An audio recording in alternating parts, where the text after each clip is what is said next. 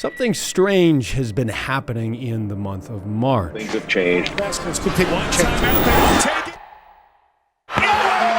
Upsets are something that everybody enjoys, at least if it's not your team. But why does it seem like they're happening more now than ever? And what is it about some small, random liberal arts college that can bring us so much happiness and excitement? We dug deep into this, compiling and analyzing nearly 4 decades worth of data to see what the heck might be happening here, and the findings certainly surprised me. At long last, the moment is upon us when we now learn which 64 teams. The year is 1985, and the tournament has changed. There is a little bit of a switch this year. The field has expanded to 64 teams for the first time, allowing for more madness. And that is exactly what happened. For the win! Gone! He did it! Inside, the big fella! We've seen upsets rise since its expansion. In fact, in 2021 and 2022, we saw the single most upsets ever in a tournament. In 2023, we saw the first Elite Eight to not feature a number 1 seed. Things have gotten crazier. Some other notable memories: 16 seeds could not win a game until recently, and 15 seeds, well, they've won a game in each of the last 3 tournaments. The average seed of Final Four teams has almost doubled when comparing eras. Even against the spread, a far more fair comparison, underdogs have done well. 811 times the underdog covered with 773 losses. Also, one common fallacy we found. A popular fallacy is the 12 seed is more common than the 11 to win. That's not what we found. What's not a fallacy is the belief that earlier rounds are crazier. Upsets are far more likely to happen in earlier rounds. Gonzaga, Richmond, and LSU are tied for the most traditional upsets. That is the NCAA's version of an upset. Underdogs also did notably better in the tournament than they did in the regular season, which kind of speaks to this craziness. And this could be because of a small sample size. There's less games in the tournament to analyze here than the regular season, but you would kind of expect the odds makers to do a little bit better in the tournament because, well, they have a full season's worth of data to estimate spreads off of. So upsets are happening more, but why? Clearly, the transfer portal has changed the dynamic of college basketball. Talented players stuck behind studs or coaches unable to see the talent don't have to stick around anymore. But the uptick started well before this. So it can't solely be the scholastic free agency. It's not. To understand this further, we need to head to the Pacific Northwest. I was born in Spokane, which led to a lot of Zags games. There was the 99 team that was a Cinderella that put Gonzaga on the map for the first time. There was the Morrison era. There was that first Final Four run they had. And each of these teams kind of had something in common with each other, but uncommon with the teams they were beating. They were older. Morrison, a junior, surrounded by mostly seniors. Nigel Williams-Goss, a third-year player, surrounded by a lot of experience. These Gonzaga teams were just a lot older. It used to be a rarity for players to head to the NBA draft before their junior and senior season. Then in the early 2000s, following in the footsteps of guys like Kobe and KG, more and more McDonald's All-Americans opted to skip college for the draft. A rule change in 2006 pushed back the age, forcing essentially all 5 stars to head to college, but not for long. One and dones have become considerably more prevalent, peaking in the last 2 years. What has this led to? Well, it's levelized the competition. While the Dukes and Kentuckys may be rolling out 7 future NBA players, they're also rolling out teenagers.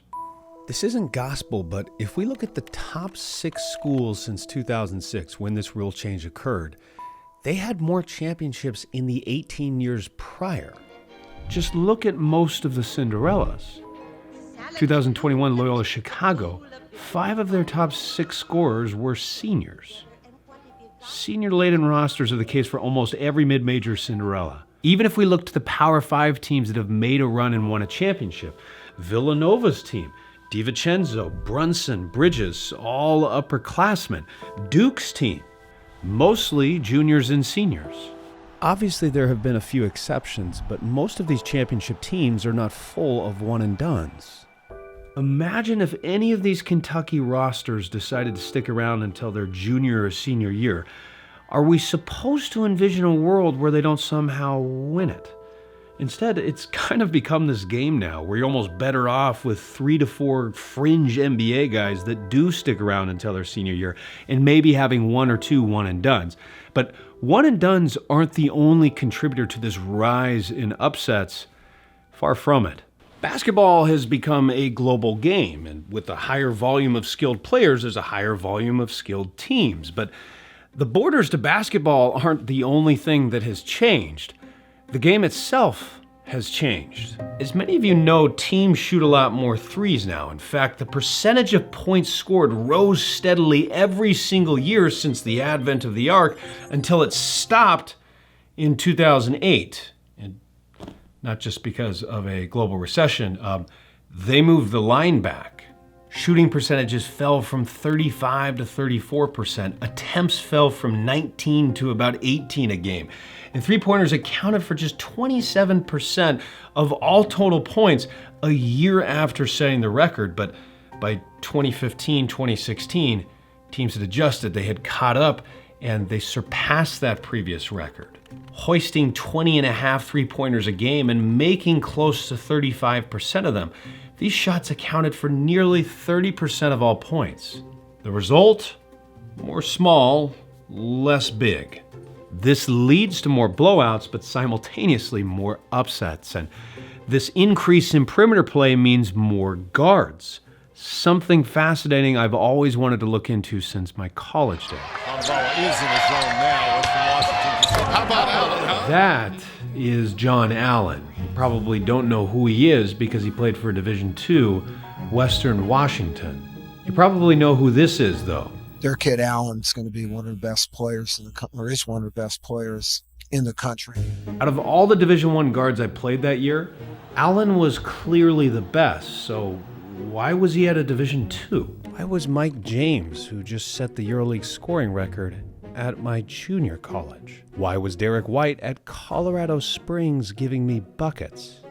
Well, there's a lot more people under 6'4" than above it, meaning there's a lot more good guards than bigs. And with more guards playing in this new age, we have more parity. Parity that we all love, because everybody loves the underdog. March brings something no other sport can present, a constant stream of the haves falling to the have-nots. Why is this so intoxicating? George, the dream is alive! The history of underdogs is actually quite literal. Its first meaning was the beaten dog in a fight. This is also where the reference top dog would come from, because the winning dog would literally be on top of the underdog. But is it really just money on the line that has our blood pressure spiking, that has us taunting Janice from accounting, risking future employment? Maybe. But we've also all gotten into games where we don't have money on the line, so is there something more to this? Take, for example, one study where people were given 2 fictional basketball teams they could root for. 88% of the people ended up choosing the team that was seemingly the underdog. Nearly 9 out of 10 people. But when these people were told that the favorite had lost the first 3 games of the series, putting them on the brink of elimination, nearly half of them changed their allegiance. This was furthered in another study where 161 college students watched a European basketball game they had no affiliation with. When the students were primed that one team had won the previous 15 matchups, you can probably guess who won their hearts. But even more fascinating, when the students were told who had the resources, the higher payroll, support swung dramatically to the poorer team. And this gets into something that psychologists have looked into for a long period of time, Schadenfreude. I have no idea if I'm saying that right. I just played it on Google. Schadenfreude. Now she's not saying the first part of the word. Schadenfreude. I'm German too. Real quick, if you're enjoying this video and you'd like to see more, I'd really appreciate if you could subscribe. This is the pleasure we experience from the misfortune of others, and rivalries are a great example of this. We resent our rival or powerhouse teams, and thus we root for them to lose because of it. Duke is kind of seen as this antichrist in college basketball. It's well known that you either have to be a 5-star or have the pockets to be able to shell out nearly 6 figures of tuition every year just to attend. So it doesn't help that they have a pretty good basketball team too. They're kind of like the Yankees in that way. And this leads to a lot of court storming. We may love seeing winners lose more than we love seeing losers win. You can hate the rich more than you love the poor, but it might not be this gloomy. An event that needs no build-up, no superfluous adjective. February 22nd, 1980. Here we go as the game is underway. The Soviet Union. Perhaps the grandest underdog story came when the Americans defeated the Russians, who had won the last 5 of 6 gold medals in the Olympics. But the true miracle came outside of the ice rink. February 22nd, 1980 had the lowest reported suicide rate of any February 22nd day, significantly lower than the average. This, of course, reminds us how sports can bring us together, and more importantly, an underdog's win illustrates that the world is not unjust. With enough perseverance, anybody can overcome significant odds. Deep down, we all want the world to be fair. We all want everyone to have an equal shot at winning. And when upsets happen, it tells us they do. You believe in miracles? Yes! Unbelievable! And this isn't just embedded in our culture. This is religion. The book of Samuel, David versus Goliath, we idolize this underdog. And we also get far more out of unexpected success than expected success. This has been well documented. We cheer for this underdog as if they have something to lose, but in reality, it's the favorite who has far more at stake. Is there anything worse than your team rattling off 27 regular season wins, a wonderful resume, only to lose the first round to a 15 seed? If anything, it's almost paradoxical. We should empathize with the favorite emotionally because, well, they have far more at stake. That is so strange. We also all like to see ourselves as the underdog. It's that identification. We all have adversity and struggles in life, and since it's relative, it feels relatively the same for most of us, even if it's completely different struggles and adversity. The underdog is overcoming this adversity, typically through hard work and determination. Those are virtues that we'd all like to hope we carry. Just think of Steph Curry's character arc. At Davidson, he was this slim, baby-faced teenager that was leading a group of average basketball players nearly to the Final Four. Upset after upset, he won more and more people over. By the 4th game, everybody outside of Kansas was rooting for them to win. But 14 years and 4 NBA championships later, unlikable. Steph and the Warriors had transformed into the most hated team, the rich kids from the Bay who told the NBA, luxury tax? Cash or check? America identified with Steph until we maybe didn't as much. Steph obviously has a large fan base, but not in the same way as that Davidson run. Now, there are limits to the way we root for underdogs. For example, Steph, I was one of the outliers not rooting for him because, well, he hung 40 on the Zags in the first round. This defines our limits for underdogs, and it expands well outside of the world of sports. When we have something on the line other than just carelessly spectating some random game, our support for underdogs can evaporate. We might criticize people and say, well, support our local businesses, and then within just a few minutes, buy something on Amazon because it's $5 cheaper. I'm just as guilty of that as anyone, by the way.